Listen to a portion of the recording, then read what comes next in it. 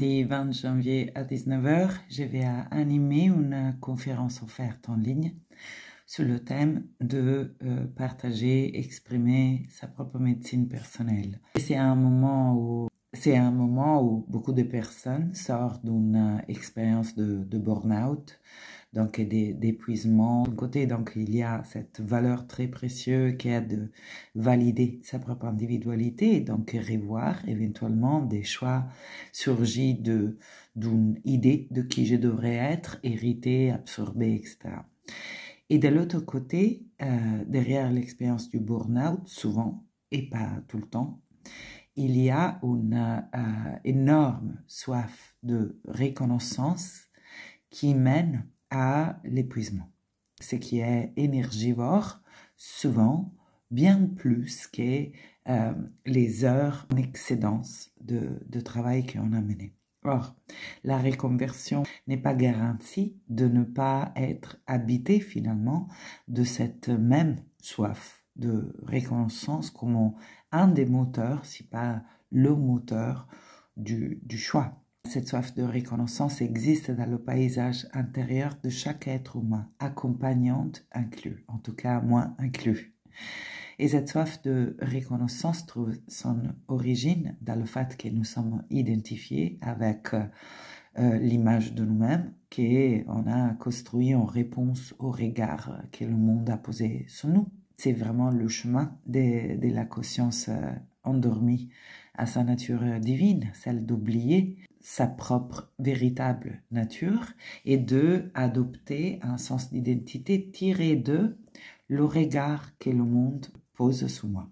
Et au moins d'être un être complètement réalisé, moi je ne le suis pas, on fait des allers-retours en fait entre la dimension en nous qui est identifiée à cette image de soi construite, forgée dès l'extérieur, à un endroit éventuellement intérieur de silence où cette vraie identité peut être connectée, peut être demandée, peut être reçue, peut s'actualiser.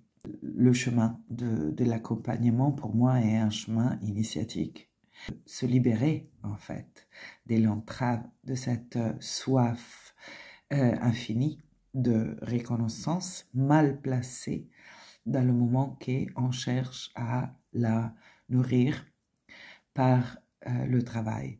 En réalité, comme par toutes sortes de choses, c'est-à-dire cette soif de reconnaissance étant inhérente à la conscience de l'humain qui oublie sa reliance au divin. Après, elle se réexprime dans une infinité d'autres contextes. Mais là, je m'adresse particulièrement aux accompagnants. Et avoir fait un burn-out à, son travail à la banque, ne se conclut pas en fait avec une reconversion professionnelle si on ne saisit pas exactement quoi nous a amené à cet épuisement et se situe où la réponse à cet besoin infini de reconnaissance, parce qu'on ne peut pas juste l'effacer, ça n'existe pas.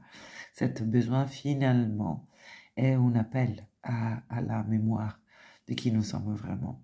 Parce que si cet besoin ne trouve pas la juste voie pour recevoir la satisfaction du désir qui véhicule, nous nous retrouverons probablement épuisés même en tant qu'accompagnants de l'être et surtout, nous ne donnerons pas facilement la permission d'exprimer notre authenticité préoccupée de maintenir cette reconnaissance qu'éventuellement on pourrait obtenir d'une façon ou de l'autre. Et notre contribution la plus précieuse est dans cet espace dégagé d'une préoccupation de l'image du soi. On parle davantage de ça lundi 20 janvier à 19 h.